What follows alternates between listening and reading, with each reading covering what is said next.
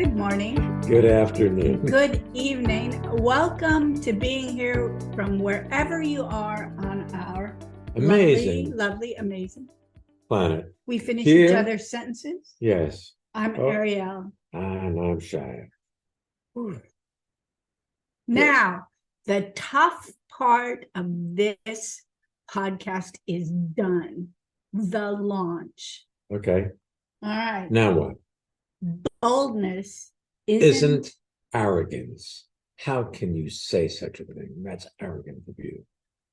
I've noticed that folks, myself included, get nervous, hesitant, pulled back from being boldly excited about what they're up to, about their talents, things they're producing, things they're experiencing, their life in general. Because if you are excited or say, look at this, look what I did, you could do that if you were 5 coming from school. But now as adults, we think it's arrogant to use this phrase. Use your indoor voice. Yes, toot your own horn, Oh yeah, use your indoor voice. I saw something recently. What did you see? I saw it on a big billboard. I don't know what it was advertising, but it said, use your outdoor voice. Yeah. And I thought it was very cool. Well, I like that. Yeah, me too. But, we've been so trained to suppress ourselves as if we are somehow deficient or broken or not enough. In fact, our world is supportive of that idea that you should suppress yourself and be quiet and not be self-expressive. It's just strange that way, fit in. Do behave.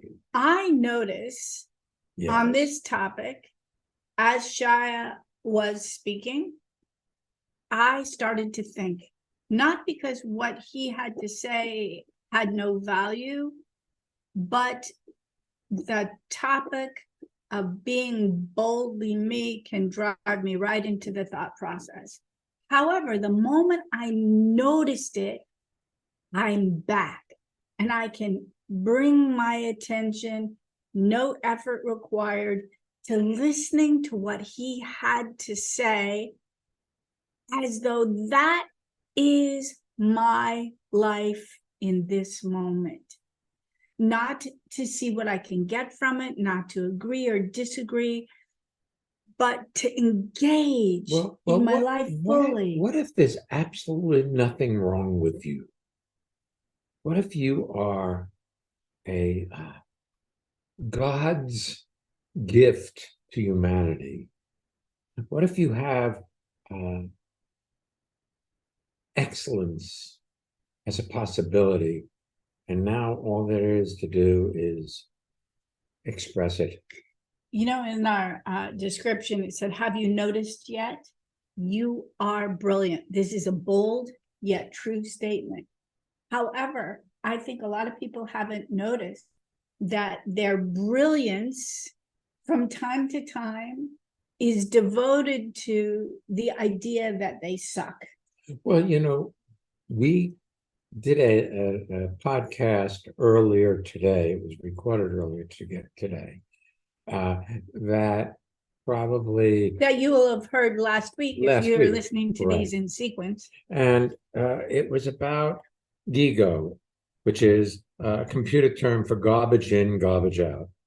And each of us have been programmed by the culture we grew up in, and what is believed to be reality exists in that culture. And if it is inaccurate, you will make all your assessments about life accurately in that inaccurate context, in a reality that isn't true. And one of those things is you're not special. You're not extraordinary. You're not a genius. See, I'm of the opinion that each person I come in contact with is a genius. They have people who work in the local supermarket that are have Down syndrome or some other, their IQ is not high as far as, they'd be considered idiots or what, morons. There are different. And he's not saying that as a judgmental term, but in the early times, those were actual terms for specific level of IQ, like 85 to 65 was this, 60, Yeah. And, the normal IQ would be 100. Anything below 100 would be subnormal, and they would be given a label like that. But I've interacted with these people, and they are extraordinarily amazing human beings. They are geniuses in their own right, but it may not fit the idea of genius, which is something like 150 IQ. In any event, intelligence isn't the only measure for brilliance. Right. And intelligence may be your ability to manipulate information and data so that you come up with certain answers. But that doesn't mean it brings you satisfaction and well-being and the experience of your own magnificence. I was down at the river. Was that yesterday? Oh my! Lots happens in my life in one day. Down at the river yesterday, and I was watching a red-winged blackbird foraging along the riverside, and it was just so amazing that this creature it has such autonomy in its universe. It was awesome to watch, to be there with that. I suggest that you are amazing and just don't realize it. Let's talk to a guest. All right, let's take her. Tanya, welcome to being here. Kindly tell people where you're zooming in from. Hi, guys. I'm zooming in from Oxford in England. Welcome. Thank you. It's so good to see you, be with you. I know that. It's good to see you. I know that our listeners are listening, but if they close their eyes, they can probably see you in their mind's eye, even if they've never met you before. That's sweet. One of our brilliances, As you were talking, it was so interesting how often when you were talking, my mind was refuting and saying, yes, but not me. When you talk about there's nothing wrong with you. Wait a second. That's great. See, this thing you call your mind, that's that voice you listen to that you consider to be you. But even the fact that it speaks English is with a British accent, even. Yes. Yes. Part of how it's been absorbed. The vernacular it uses, you use terms that we don't use here. You're not speaking in Chinese. You're not speaking in Russian. You're not speaking in American English. Or Brooklynese. Yes.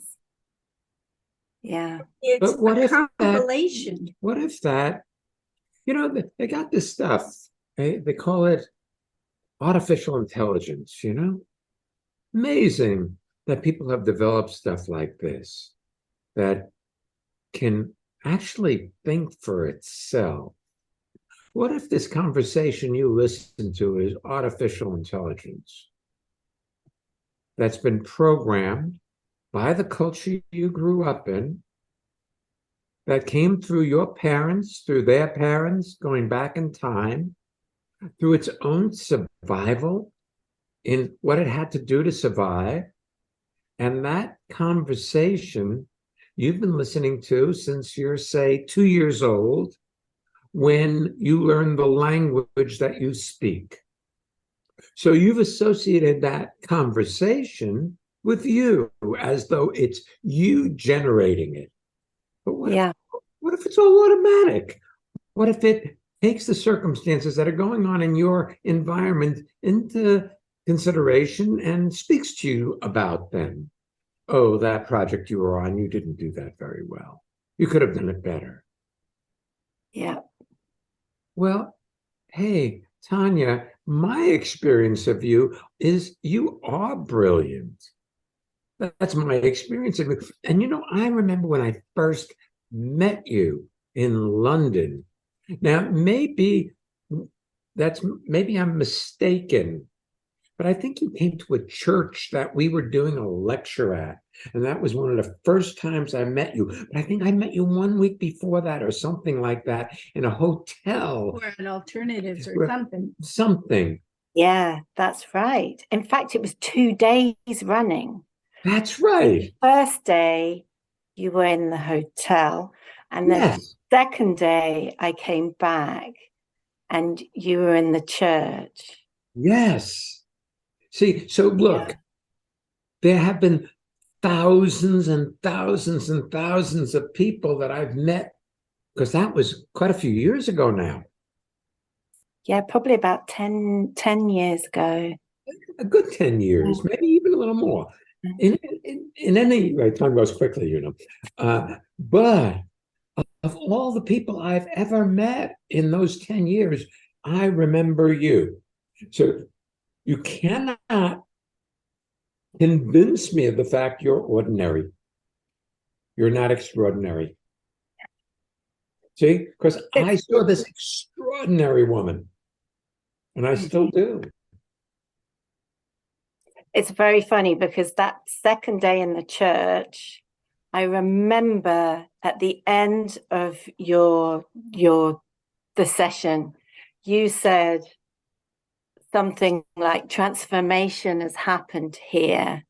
And then you said even, and I remember me refuting that and going, and you said, even you, Tanya. I remember that. But wait a second. The mind you listen to is a machine. So all this years later, as we were talking, your mind was still doing the same thing it always does and has done for at least the last 10, 12 years since we first met you. It says, wild. Let's get other people same thing. Isn't that awesome? That's what we were talking about in the Gigo episode, and we were having a conversation with Elka about when people said nice things to her. I refuted it in my mind. What if it's not I refute it? What if it's not Tanya, rebuts that quote kind or generous or positive statement, but the mechanics of the mind is preloaded to play the other side of anything that might be considered positive. That's just how it's wired. You put your key in the car, turn the ignition, or it turns on. And you don't go, oh, turned on again. Damn. See, what if you are magnificent and your mind is a machine? That's right.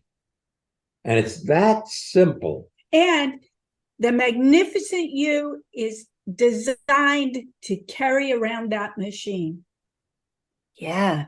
Well, look, it's functional in that, especially in England, it keeps you from getting run over when you step out into the street. True.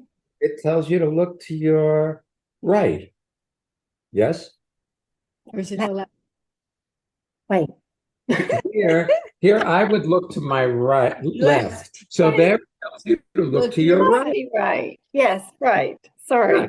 We were in the Bahamas not too long ago, and Ariel kept saying, stay on the left. Because it's similar to England. England. Although I didn't have to say it much at all this time. Only a couple of times you were distinctly where you were this time. Yeah, isn't it cool? It is so awesome that I'm usually where I am. Our ability to be where we are grows. Yes. See, and I'm of an age that I should be not as crisp as I am, but I'm as crisp, if not crisper, than I've ever been, being in the experience of living. I saw a really neat interview yesterday with an article with a gentleman. He said he is one of the world's, if not the world's oldest practicing physician and neurologist. He's 100 years old. And he said, wow. if you age well, genetics are great. And he talked about the different things he does to stay crisp. But the main thing he said was, don't retire even if you're retired. That people often disengage, and that he and his wife, who's in her 80s, she's a psychoanalyst, and he was talking about how much busier he got during COVID and how he switched between things to keep himself interested. And I love that, because oftentimes people say, oh, you should disengage now. You can. Oh, hey, I smashed my finger. Oh, yeah, he has a boo-boo. It needed 7 stitches. I ripped the pad off the bottom of the finger in a moment of unawareness. I was moving something. I didn't see my boat in the background, and something in my boat collided with my finger in between. So we went to the hospital, and the doctor that was looking at my finger said, he kept saying, you cannot be 82. You cannot be 82. And then he said, you should stop working. You should retire. He kept coming back in the room and kept saying, wow. retire. I think he was afraid that he would have to continue working, and it was a have to, rather than this is my life. This is a celebration. And, my life is what I live, or lives me. I'd rather live it than have it live me. See? And you can tell yourself you're not enough, but I got to tell you, you are, because you are. Even you, Tanya. Yeah. Even me. And Tanya, transformation has happened here. I love it. Fill in your name here. And transformation has happened here. Awesome. Transformation is awesome. It is not a one-time phenomenon. And it's not an achievement. It's a happening. It happens as you get engaged in this moment of your life, not when you're trying to get somewhere or fix something or be better. It's not about better. It's about this is perfect exactly as it is, and it may not fit your preferences.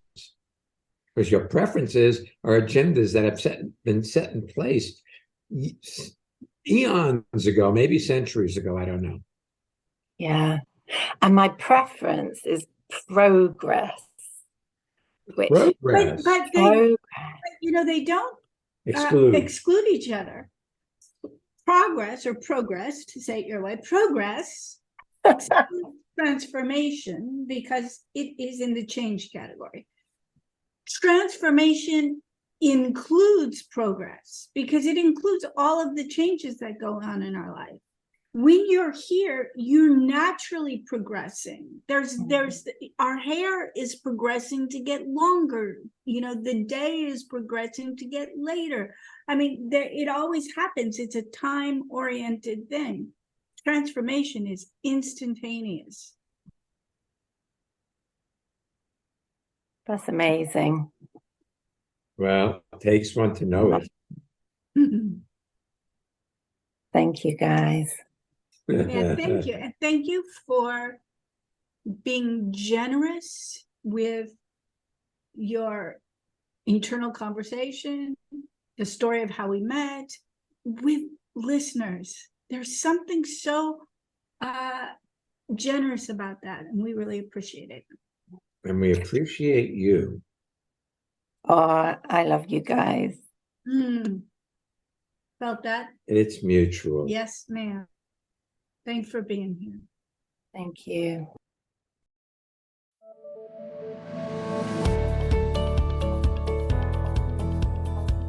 Okay, here we go. It's time for our listener feedback spotlight, where we hear from one of our listeners about how transformation has impacted her life or his life. If you want to learn more about our seminars, any of the upcoming virtual courses, visit transformationmadeeasy.com. That is transformation made easy, easy.com. I love it. Thank you. Hi, this is Sandy in Munich. And after coming to Living Made Easy seminars on Saturdays in Germany or on Monday nights in the States, I feel refreshed. I don't feel like I have to be up to speed to come to one, but I know that if I come there, I'll be taken care of and I'll just feel energized afterwards. Do you want to have well-being with consistency?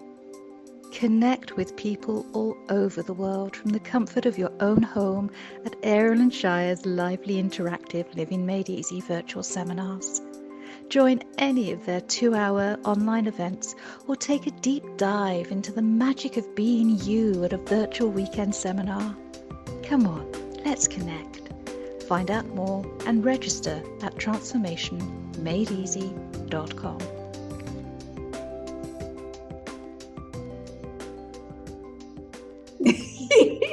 All right. If you want to join us for one of our 2-hour Living Made Easy seminars, just go to our website, transformationmadeeasy.com, and look and see what's next. We have one coming up this Saturday. We have them coming on Mondays, Tuesdays, Saturdays. So check and see what fits in your schedule. Our next weekend seminar is virtual. The theme is Being Boldly You. And that's on June 24th and 25th. Early August, we are doing a course in person in the New Jersey, New York area. We don't have the exact date and time as of this recording, but by the time location. But by the time you're hearing this, it will be up on our website. So if you'd like to join us for small seminars, virtual, in person, just go to transformationmadeeasy.com and you can register there. Also, if you are not yet getting our newsletter, if you sign up for our newsletter, it announces things. There are blogs, podcasts, all sorts of great information on there, and it's inspiring too. So feel free to sign up. Yep. So we take our next guest. We should. All right, Andrea, welcome to being here. Hi, Andrea. Hi, guys. I'm Hi. calling in from Switzerland, from Basel today. Nice. It's so lovely to see you and to be with you. Thank you. And you just announced the Being Boldly You seminar, and I will be there. I signed up, and I'm very excited to be there. Excellent. Oh, that's great. Excellent. Yeah. Since you signed up for the Being Boldly You seminar, and we're recording this in advance, so it's way in advance of the seminar itself. Are you starting to already experience the benefits that you would hope to produce on that weekend? Yes, definitely. I just the other day when I was teaching, I'm a singing teacher, I just felt like me expressing myself and what I want to say or what I want to, just want to tell people, it comes out much easier and more naturally, I'd say. Yeah. I love that you say that, because what I do is I talk to people about living in the moment and having a magnificent life, and I put a pressure on myself sometimes as I'm doing that to do it right. I don't know if you do that when you teach voice, but I suspect that you do. That's I do. Attention on the outcome. Yeah, I can relate to that. Yeah. Yes, I think you could. And what I notice is that it always works anyway. Yeah, true. So if you can relax a little bit about the outcome, you can be much more self-expressive. and natural, because there isn't this internal governor that's trying to get it to go the way that conversation thinks it ought to go. Thank you. When you said that, it just felt like something in my body relaxed. That's great, because that's what you have to do. Let it go and relax into whatever you're doing, and you'll be fine. Yeah, go ahead. You go first. When I read the description of today's topic, I was astonished. Yeah, because it said something like that I don't have to do something to be bold. I already am. And I was like, oh, I always have. You know what it's very interesting talking with you, and I'll tell you what I mean. You're a voice teacher. You teach singing. Mm-hmm. Is one of the more difficult things I've discovered for me to do, because there's this fear of judgment if I don't do it well enough or right. And so you have the potential to make such a difference in people's experience of themselves by allowing them to express themselves through their voice in a way that they feel expressed, so they're no longer holding back that fear that people are going to judge them for how they sound. Yeah. I was a kid, look, I'm in my 80s now, right? I'm 82. Well, when I was in grammar school, so I must have been 8 years old at the time. What is grammar school? That's like first kindergarten through now 6th grade, but then it was 8th grade before you go to high school. Okay. From the grammar school was the early years when you're learning grammar, like first, second, third, fourth. Yeah. Yeah. Okay. And they had a wire recorder. This is before tape recorders. They had a piece of wire that sound was recorded on. And I heard my voice and I didn't like it. It sounded like my uncle, the uncle that I didn't like. That wasn't I didn't dislike him. My family disliked him because he married my father's youngest sister who had tuberculosis, and he was blamed by the family for her condition. Okay? Yep. So, but I sounded like him, and it was terrible to sound like him. I didn't like my voice. Well, I was maybe 6 or 7 or 8 years old at the time that I heard that. And I still have that thought that my voice is too nasal. Wow. And tells me she loves my voice. So it's really perfect, you see. You have idea of what I sounded like determined how I expressed myself into life for many, many years. I'm also absolutely certain that a wireless recorder was not a high fidelity Wi-Fi, wire recorder. Not wireless, it was wire. It was not high fidelity sound. No, it was probably no. Yeah, I'm sure it was tinny and narrow. Yeah, very fun. It was a piece of wire. Yeah. Well, I think you have a lovely voice, and I like to listen to it. So thank you very much. Yeah. But I love that you say that, because I have many people who come to me and tell me stories like you just did, or that someone told them when they were kids that they cannot sing, or that they just sounded weird, and many things. And I'm really glad that they come and they can experience their voices. Yes. And I think it's sweet that you got caught by the statement that tune into being here and experience the possibility that you don't need to do anything to be bold. You already are.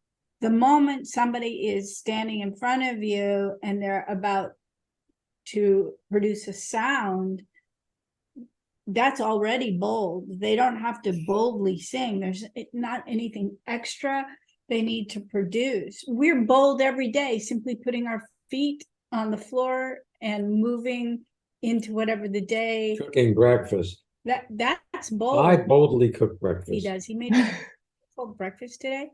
It included 2 strips of bacon, and the bacon was slightly curved. And then he cut a tomato, and there were 4 little wedges, like placed in there like artwork.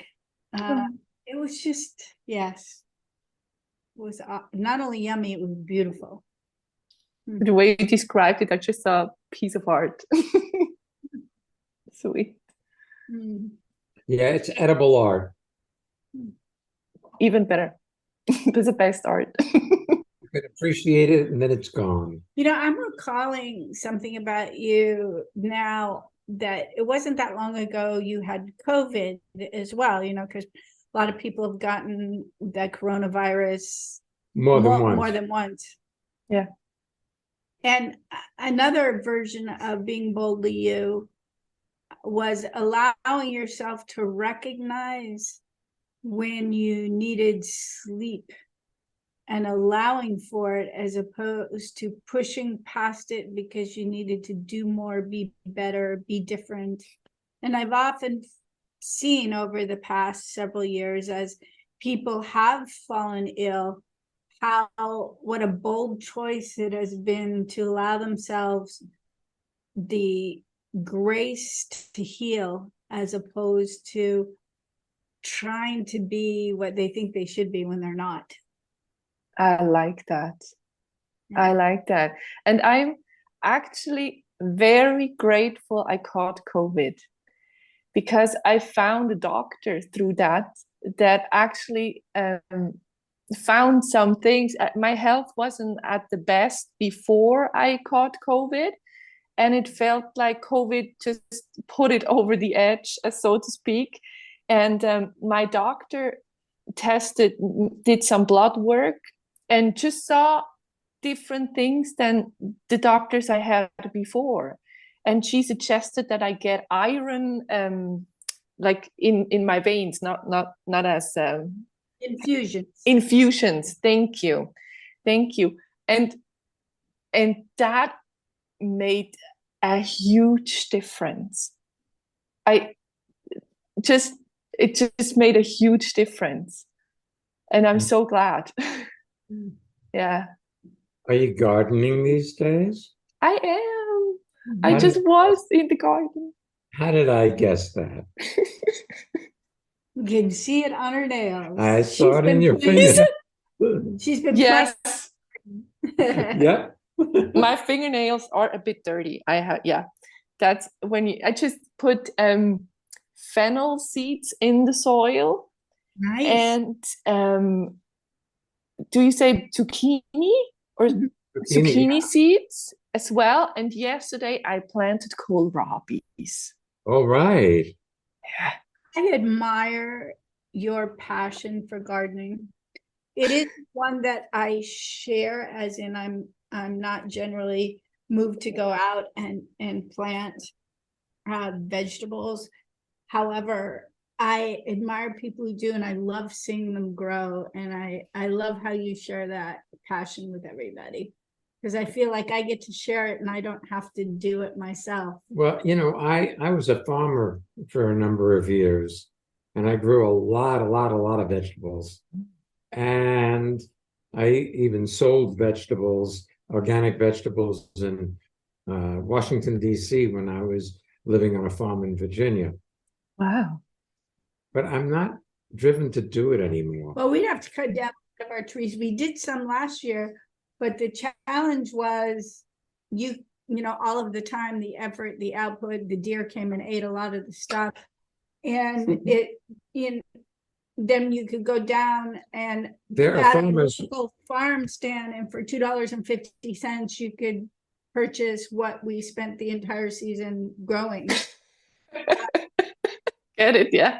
It was fun while it lasted, and But we don't really have to do that. So it was kind of fun. And that's cool. And this thing about boldness and arrogance, it also includes allowing yourself to be passionate about the things you're passionate about and not about the things you're not. So my not having this deep desire to garden doesn't make me less. It just is a part of me. I like that. I Yeah. like that. Yeah. Although Thank you so much. I have to say, being with you today inspires me to want to sing. So at some point, if you do them virtually, I'd love to have a singing lesson with you. Otherwise, maybe when we come to Hamburg next, we could find a way to do it, because I think it would be fun. Yeah, let's do that. Excellent. Thanks for being with us. Thank you. If you want to be a guest like Andrea or Tanya, or if you'd like to submit a listener spotlight, which is what we call the wonderful little bites of self-expression in the middle of this podcast, you can go to transformationmadeeasy.com/being here and find out how. Before we announce next week's podcast theme, Shai and I just thank you for listening. Yes. We really, really appreciate you. Even if we've never met you, there's something really exquisite and brilliant about people who are investigating or are curious or passionate about what's possible, aside from what they know on their everyday. So speaking of, next week's podcast is on the theme of gratitude. We'll be back next week. So come on back and don't miss being here.